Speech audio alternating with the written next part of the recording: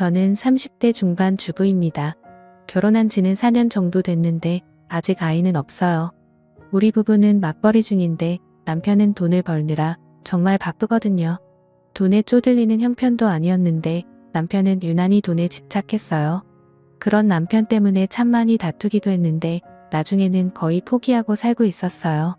처음에는 집 산 거 대출만 갚고 아이 계획을 세우자고 말하던 남편은 대출금을 다 갚았음에도 불구하고 여전히 조금만 더라면서 아이 계획을 미루고 있었어요. 그러던 어느 날 당신이 잊고 있나 본데 나 지금 30대 중반이야. 더 미루면 안 되는 나이란 말이야. 라며 제가 남편을 쏘아봤어요. 솔직히 나이가 들면 들수록 걱정도 많이 됐고 거기다 친구들 출산 소식이 들려올 때마다 조바심도 났거든요. 그렇다고 해서 출산한 친구들이 돈이 많은 것도 아니었고 사실 우리가 더 나으면 나았지 부족할 게 없었거든요. 그런데도 남편은 무슨 욕심이 그리 많은 것인지 한 살이라도 젊을 때 빨리 돈을 모아야 한다는 이유로 맨날 야근에다 심지어는 주말에도 일을 하러 가는 날이 많았어요. 그런 남편을 보며 저도 조금씩 부부의 정이 떨어져 가고 있었고 어느 순간부터 남편과 각방을 쓰게 되었어요. 하지만 남편은 그런 저를 전혀 이해하지 못했는데 아니 내가 나 혼자 잘 먹고 잘 살자고 이러는 것 같아? 우리 가족 남부럽지 않게 살려고 이러는 거잖아. 근데 당신은 그것도 이해 못해줘 라며 오히려 화를 내기 일쑤였어요. 그렇게 남편과 저는 골이 깊어져 가고 있었고 그런 우리를 보며 시어머니는 내가 너한테 항상 미안하구나. 도대체 왜 그렇게 돈에 집착하는지 모르겠구나. 내가 다시 한번 잘 타일러보마. 라며 항상 제게 미안해 하셨어요. 남편의 여동생인 시누이도 언니 요즘 오빠 때문에 힘들다면서요. 엄마 아빠가 불러서 알아듣게 말한다고 하니까 언니가 조금만 이해 좀 해주세요. 근데 제가 봐도 속 터지겠네요. 언니 나이도 있는데 도대체 왜 그러는 건지 모르겠어요. 라며 울상을 짓곤 했어요. 시댁 가족들은 정말 좋은 분들이었는데 사실 시댁 가족들 때문에 지금껏 버텨온 거나 마찬가지였어요. 시댁 가족들이 아니었음 벌써 이혼하지 않았을까 싶네요. 그러던 어느 날 잔뜩 취해서 들어온 남편이 너 나랑 살기 싫지? 먼저 이혼하자. 라고 다짜고짜 물었어요.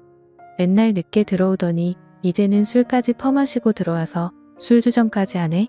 제가 남편을 보며 비아냥거렸어요. 우리 둘이 진짜 사랑해서 결혼했는데 도대체 왜 이렇게 된 걸까? 남편이 물었지만 저는 대꾸하지 않았는데요. 그런 저를 보며 남편이 다 내 잘못이네.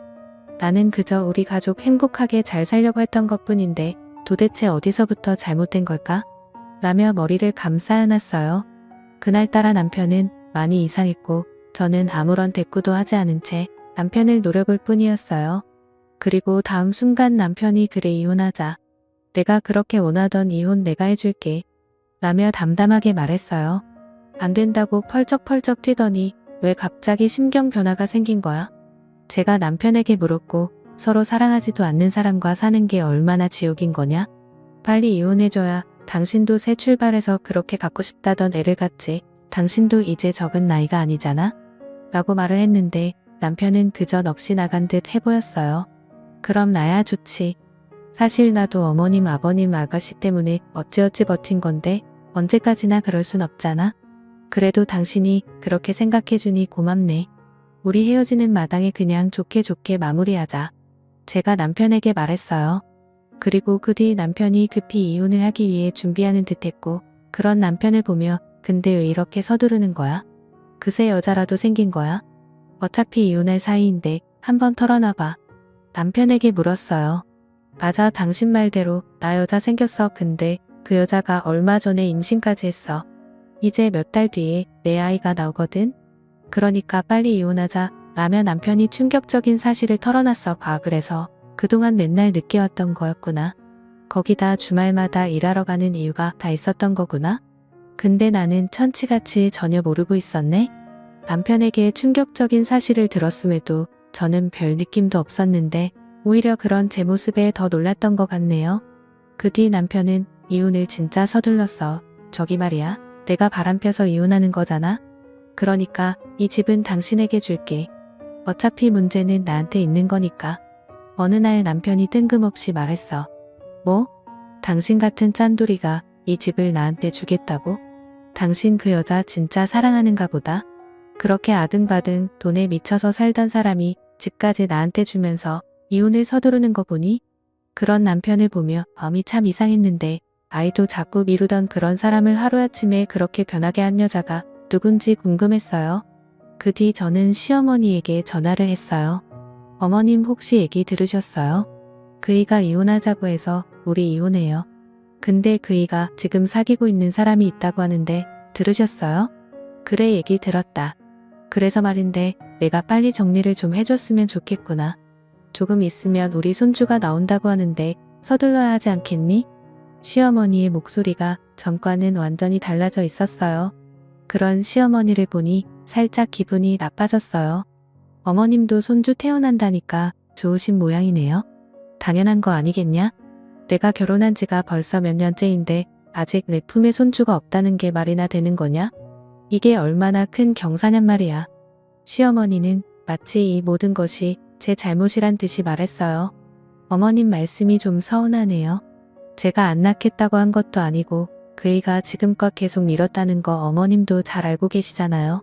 그런데 어떻게 그런 말씀을 하실 수가 있어요? 그러니까 내가 똑바로 해서 봐라. 우리 아들이 그러겠냐는 말이야. 그동안 나도 내 말을 믿었었다. 그런데 지금 만나고 있는 애랑은 만난 지 얼마 되지도 않았다는데 벌써 애가 들어섰다지 않니? 그러니까 그동안 너한테 문제가 있었다는 거지. 시어머니는 마치 그동안 많이 참았다는 듯이 제게 다 쏟아내기 시작했어요. 그런 시어머니의 말에 제가 순간 울컥하고 말았는데요. 사실 남편이랑 사이가 안 좋았음에도 시어머니의 따뜻한 말에 위로받으며 잘 견뎌왔었거든요. 하지만 그날 시어머니의 그러한 싸늘한 말을 들으며 제가 큰 착각을 한 것이었구나 하는 생각을 하게 되었고 그동안 시어머니가 철저히 연기를 한 것이라는 생각마저 들었어요. 알겠습니다. 오히려 어머님이 그렇게 말씀해 주시니 있던 정도도 뚝 떨어지네요. 따로 찾아뵙고 인사드리진 않겠습니다. 그럼 전화 끊겠습니다. 다음에 제가 급히 전화를 끊어버렸어요. 그런데 전화를 끊자마자 참았던 눈물이 쏟아져 나왔어요. 그동안 의지하던 시어머니에게 조차 배신당했다는 생각이 머릿속에 가득했거든요. 그렇게 한동안 눈물만 흘리고 있었는데 신우이에게 전화가 걸려왔어요. 언니 이혼한다면서요. 아가씨도 제게 서운한 얘기하려고 전화한 거예요? 제가 신우이에게 싸늘한 목소리로 물었어요. 아니 그런 건 아니고 지금 이런 마당에 얼굴 보고 인사는 못할 것 같고 그래서 전화로라도 인사하려고 했죠. 신우이가 기어들어가는 목소리로 말했어요. 아가씨도 조카 생긴다고 하니까 좋은가 보네요. 모두들 제가 빨리 떠나주기를 아주 간절히 바라는 그런 느낌이네요. 걱정하지 마세요. 우린 애도 없어서 금방 끝날 거니까. 그게 아니라 언니한테는 정말 미안해요. 그냥 그 말하고 싶어서 전화했어요. 순간 신우이가 울컥했는지 잠시 침묵했어요. 그러더니 곧 언니 난누가 올해도 언니 편이었어요. 그리고 언니를 제 친언니로 생각한 것도 사실이에요. 언니 정말 보고 싶을 거예요. 그리고 잘 사셔야 해요. 신우이가 말했는데 신우이의 목소리는 눈물을 가득 머금고 있었어요. 그런 신우이에게 뭐라 대답하지도 못한 채 통화가 끝나버렸고 신우이의 그런 모습을 보니 다시 제 마음이 안 좋아졌어요.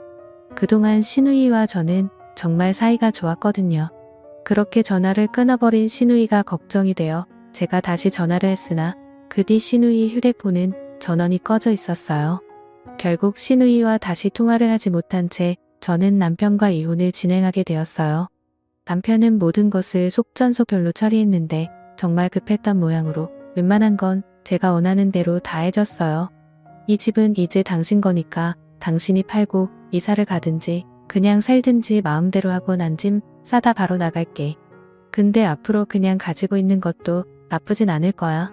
남의 남편이 제게 조언했지만 당신 같으면 이 집에서 살 수 있겠어? 당신 말이야. 내가 상관장 소통 안 한 거 감사하게 생각해. 그래서 내가 아파트까지 당신한테 다 주고 당신이 해달라는 거 다 해줬잖아. 암튼 그건 고맙게 생각할게. 남의 남편이 급히 짐을 싸서 나갔어요. 그 뒤 저는 집을 팔려고 내놨지만 빨리 팔리지 않았고 우선 그대로 살고 있었어요. 사실 그쯤에서는 남편에게 이미 정이 떨어져 버렸기에 남편이 그립다거나 그렇지도 않았거든요.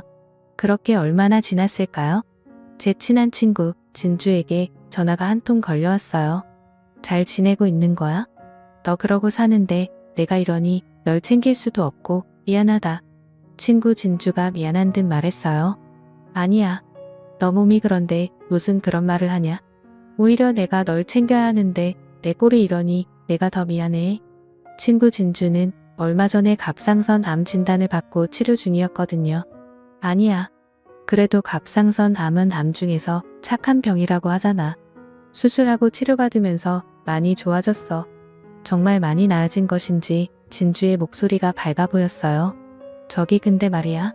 나 오늘 내 전 남편 봤다. 그래? 같은 하늘 아래에 사는데 마주칠 수도 있지. 뭐 제가 별 관심 없다는 듯이 말했어요. 근데 내 전 남편 바람나서 이혼했다고 하지 않았어? 야, 그 인간 얘기는 하지도 말자. 피곤하니까. 제가 진주에게 말했지만 나도 웬만하면 전화 안 하려고 했지. 근데 말이야. 내 전 남편 너한테 그렇게 하고 벌 받는가 보다? 친구 진주가 아주 고소하다는 듯이 말했어요. 그게 무슨 말이야? 벌 받는 것 같다니? 아니 너도 알다시피 내가 암 전문 병원에 다니잖아? 근데 내 남편이 환자복을 입고 거기에 있더라니까? 그게 무슨 말이겠냐? 내 남편이 지금 암에 걸렸다는 거지. 뭐? 암에 걸렸어? 그렇다니까. 내 시어머니가 부축해서 병실로 들어가는 거 내가 봤다니까? 진주가 확실하다는 목소리로 말했어요. 내가 잘못 본 거 아니야? 멀쩡하던 사람이 갑자기 무슨 암이야? 야, 어느 날 갑자기 걸리는 게 암이야. 나도 봐라. 갑자기 그랬잖아. 내가 혹시나 싶어서 몰래 지켜봤는데 내 전 남편이 확실했어. 이게 무슨 일이야? 알았어. 내가 확인 좀 해볼게. 라고 제가 말했어요. 뭐? 내가 확인을 하긴 뭘 확인을 해봐. 그냥 모른 척해. 지금에 와서 내가 확인해서 뭐 하게. 너 정신 똑바로 차려. 이혼당해놓고는 아직도 정신 못 차린 거냐? 순간 진주가 제게 화까지 내면서 말했어요. 알았어. 알았으니까 걱정하지 말고 넌 치료나 잘 받아 라며 제가 전화를 끊었어요. 그리고 곧 신우이에게 전화를 했어요. 언니 오랜만이네요. 다시 연락할 일 없을 줄 알았는데 어쩐 일이세요? 아가씨, 그 바람난 여자랑 재혼했어요? 네? 아 그럼요. 벌써 재혼했죠. 그래요? 그럼 지금쯤 아기도 태어났겠네요? 아들이에요? 딸이에요? 제가 신우이에게 단숨에 물었어요. 네? 그게 말이죠? 아 딸이에요. 딸 어찌나 예쁜지 몰라요. 세상에나. 오빠를 꼭 닮은 거 있죠? 그런 신우이의 말을 듣고 뭔가 이상하다 싶었는데요. 신우이는 거짓말을 잘 못하는 사람이에요. 아가씨 지금 거짓말하는 거죠? 그 사람 지금 어디 있어요? 거짓말이라니요. 제가 무슨 거짓말을 해요. 암튼 전 모르겠으니까 앞으로 다시 전화하지 마세요. 우리가 이렇게 통화할 사이는 아니잖아요. 신우이가 전화를 끊어버렸는데 신우이의 목소리는 어딘지 모르게 많이 어색해 보였어요. 신우이가 전화를 끊고 난 뒤 머릿속이 복잡해졌어요. 아니 여자가 생겼다고 급히 이혼까지 하고 나간 사람이 갑자기 안병동에 있다고 하니 이상할 수밖에요. 그렇게 저는 남편의 뒷조사를 하게 되었는데 평소 알고 지내던 남편의 친한 친구에게 연락을 했어요. 재수씨 갑자기 연락 와서 깜짝 놀랐어요. 남편의 친구가 놀라서 물었어요. 준혁씨 저 궁금한 게 있어서 어렵게 전화드렸어요. 아, 네 말씀하세요. 남편의 친구가 당황한 듯 했는데 저기 제가 오늘 이상한 소리를 들어서 그런데 사실대로 말해줄 수 있어요? 다들 저한테 거짓말까지 하면서 뭔가를 숨기고 있거든요. 저기 그게 무슨 말씀이신지 준혁씨 그 이랑 제일 친한 친구잖아요. 그러니까 다 알고 있잖아요. 그러니까 사실대로 말해주세요. 그 사람 바람났다는 거 다 거짓말이죠? 재수씨 저기 그게 말이죠. 아 참 큰일 났네. 절대 말하지 말라고 했는데 라며 남편 친구가 어쩔 줄을 몰라 했어요. 부탁이니까 사실대로 말씀 좀 해주세요. 제발 부탁할게요. 제가 간절하게 말했어요. 저기 그게 말이죠. 제가 그랬다고 절대 말하면 안 됩니다. 말하면 가만 안 둔다고 했어요. 라며 잠시 말을 멈춘 남편 친구가 제게 충격적인 사실을 말했어요. 사실은 바람난 거 아닙니다. 그놈이 밤낮으로 이런 건 재수 씨도 잘 알잖아요. 그런데 얼마 전에 암에 걸린 걸 알았어요. 몸이 이상해서 병원에 갔더니 대장암 3기라고 했다나 봐요. 근데 이게 반반 확률이라고 하던데 저도 잘 몰라서요. 네? 대장암 3기요? 그러니까 암에 걸린 걸 숨기느라 이혼한 거라고요? 대체 이게 무슨 말도 안 되는 소리예요? 제가 흥분한 채 소리를 질렀어요. 저기 그게 재수 씨가 아이를 많이 원하잖아요. 그런데 암이 완치된다고 해도 방사선 치료에다 뭐에다 당분간 아이 갖기는 힘드니까 그냥 보내드리는 게 이치에 맞는 거라고 라는 말을 하던 남편 친구가 순간 말을 잇지 못했어요. 그리고 그 순간 전화기를 들고 있던 제 손이 덜덜 떨리고 있었는데요. 뭐라고요? 그래서 저와 이혼을 했다고요? 고작 그 이유 때문에요? 그게 말이죠. 사실 그 녀석은 재수 씨가 임신하게 되면 회사 관두게 할 생각이라고 악착같이 일만 했었어요. 그 녀석 어릴 때 부모님이 맞벌이하느라 항상 바쁘셨거든요. 그래서 아이 낳으면 재수 씨가 집에서 아이들만 보길 원했어요. 그렇게 아이 키우면서 돈 걱정 안 하게 만들고 싶다고요. 그런데 그러다가 결국 몹쓸 병에 걸렸는데 재수 씨 힘들게 하고 싶지 않다고 저를 붙들고 통곡을 하고 울었어요. 물론 저도 처음에는 말렸어요. 그래도 재수 씨한테 말해야 한다고요. 근데 절대 안 된다고 난리를 치니까 거기다 환자이고 하니 다들 그렇게 하기로 한 거예요. 남편 친구가 그동안 있었던 일을 설명했고 그 순간 제 눈에서 눈물이 멈추질 않았어요. 정말 대단하시네요. 저만 바보 만들고 다들 좋으셨나 봐요. 재수 씨 진짜 그런 게 아니에요. 남편 친구가 저를 위로하려고 애쓰고 있었지만 잘 알겠습니다. 그리고 감사해요. 라며 제가 전화를 끊었어요. 그렇게 바로 신우이에게 전화를 했지만 전화를 받지 않았고 아가씨 다 들었으니까 전화 받으세요. 그 사람 지금 암에 걸렸다면서요? 라고 제가 문자를 보냈어요. 제 문자를 본 신우이가 제게 바로 전화를 했어요. 언니 어떻게 알았어요? 지금 어떻게 안 게 중요한 게 아니잖아요. 다들 저한테 어떻게 그럴 수가 있어요? 그럼 어머님도 저한테 일부러 그렇게 하신 거네요? 제가 신우이에게 기가 막힌 목소리로 물었어요. 미안해요, 언니. 엄마 아빠가 친딸 같은 언니가 마음 아파하는 거 못 보겠다고 그러셔서 저도 어쩔 수 없었어요. 차라리 모르고 떠나는 게 낫다고요. 라고 말을 하던 신우이가 결국 눈물을 흘렸어요. 그런 신우이에게 남편이 입원해 있는 병원과 병실을 물어서 급히 그곳으로 갔고 마침 병실에 나오던 시어머니와 딱 마주쳤어요. 아니, 내가 여긴 어떻게 온 거니? 시어머니 얼굴은 새파랗게 질려 있었는데 그만 가거라. 우린 널 항상 친딸이라고 생각하고 자랐어. 근데 부모가 딸한테 어떻게 그럴 수가 있느냐 말이야. 라며 시어머니가 급히 등을 돌렸어요. 어머님 저 다 알고 왔어요. 아가씨랑 통화하고 왔다고요. 제가 시어머니에게 말했어요. 그 순간 등을 돌린 시어머니 몸이 움찔했는데 뭐야 너한테 다 말했어? 절대 말하지 말라고 했는데 왜 그렇게 말을 안 들어 처먹는지 모르겠구나. 시어머니가 자푸자기한 얼굴로 저를 바라봤어요. 어머님 그래도 이러시면 안 되는 거잖아요. 가족은 어려울 때 함께하는 게 가족이라면서요. 제가 첫 인사드리던 날 어머님이 제 손을 꼭 잡으시면서 그러셨잖아요. 가장 힘들고 어려울 때 함께하는 게 가족이라고요. 그런데 어떻게 이럴 수가 있어요? 제가 원망스러운 눈빛으로 시어머니를 바라봤어요. 이거다 네 나이가 이제 30살 중반이다. 근데 암 상기면 이젠 어떻게 될지 아무도 모른단다. 아이를 가질 수 없을지도 모른다잖니. 그럼 네 인생은 뭐가 되는 거냐? 우린 널 항상 친딸이라고 생각하고 자랐어. 근데 부모가 딸한테 어떻게 그럴 수가 있느냐 말이야. 그런 시어머니의 눈에는 눈물이 그렁그렁했어요. 어머님 그래도 이러면 안 되는 거잖아요. 가족은 어려울 때 함께하는 게 가족이라면서요. 제가 원망 가득한 눈빛으로 시어머니를 다시 바라봤어요.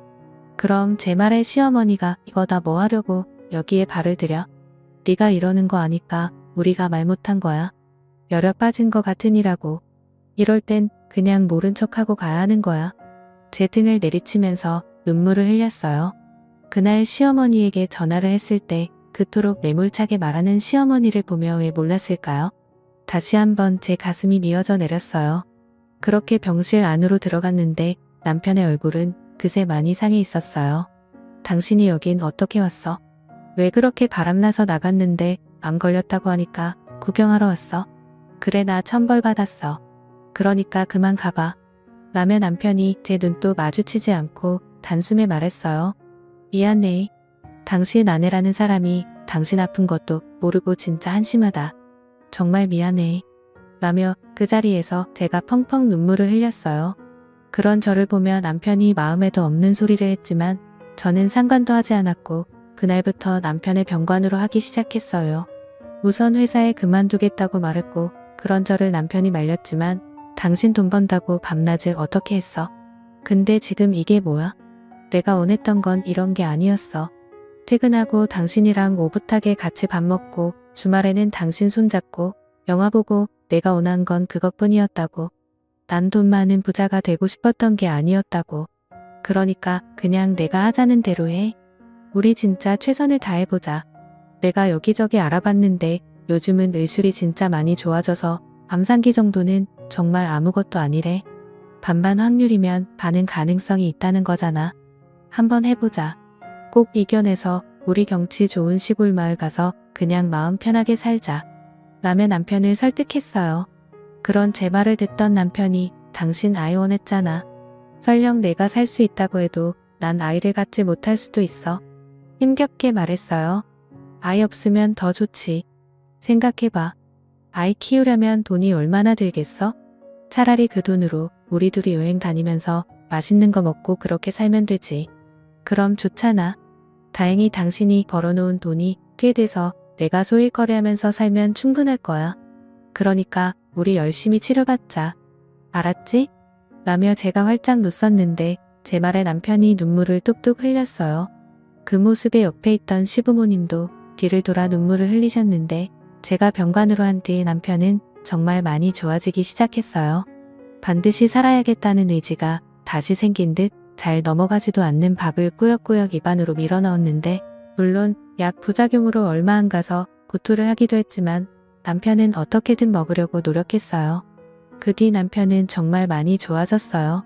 거기다 제가 아는 지인에게 부탁해서 한적한 시골 마을의 집도 알아봤는데 남편과 어떤 집이 좋을지 계속 고르고 있었기에 남편의 얼굴이 많이 밝아져 있었어요. 여기서 조금만 가면 바다도 있대. 그리고 앞에는 조그만 텃밭도 있어서 농약을 안 치고 채소를 길러 먹을 수 있을 것 같아. 거기다 채소 같은 거 심어서 유기농으로만 먹자. 요즘 텃밭 가꾸는 거 공부도 하고 있거든. 당신도 해야 하니까 빨리 건강해져야 해. 당신도 알다시피 내가 손이 좀 둔하잖아? 라며 활짝 웃었는데 그러한 이야기를 할 때마다 남편의 얼굴이 참 편안해 보였어요. 그렇게 힘든 항암 치료를 끝내던 어느 날 우리는 살던 아파트를 처분해서 시골 마을로 내려갔어요. 공기도 좋았고 아침마다 새들이 지저귀는 소리에다 바람이 불 때마다 울창한 나무들이 아주 시원한 소리를 냈는데 우린 그 소리가 그렇게 좋을 수가 없었어요. 그 뒤 우리는 이곳에 정착해서 잘 살고 있답니다. 정말 다행인 건 남편의 건강이 정말 좋아졌는데 병원에 정기검사를 받으러 갈 때마다 의사 선생님이 칭찬을 할 정도예요. 거기다 몇 달 뒤면 우리 시부모님도 우리가 있는 곳으로 내려오셔서 같이 지내기로 했어요. 시부모님이 내려오시면 텃밭 앞에 만들어 놓은 평상에서 직접 기른 채소로 된장찌개를 끓여서 시골 밥상을 차려드려야겠네요. 요즘은 문득문득 왜 그리 또 악착같이 살았는지 후회가 될 정도입니다. 돈이 뭐가 그렇게 중요하겠습니까? 사람이 살아가는 데 있어 건강하고 행복하게 사는 게 제일 중요한 거 아니겠습니까? 문득 첫 만남에서 제 손을 꼭 잡고 가족은 힘들 때 옆에 있어주는 게 진정한 가족이다 라던 시어머니의 말씀이 자주 생각나는데요. 남편이 안병동에 있을 때 아픈 가족들을 남을 나라 하는 사람들을 많이 봤었는데 부디 힘든 시간일수록 가족들이 함께 해주시길 바라봅니다. 감사합니다.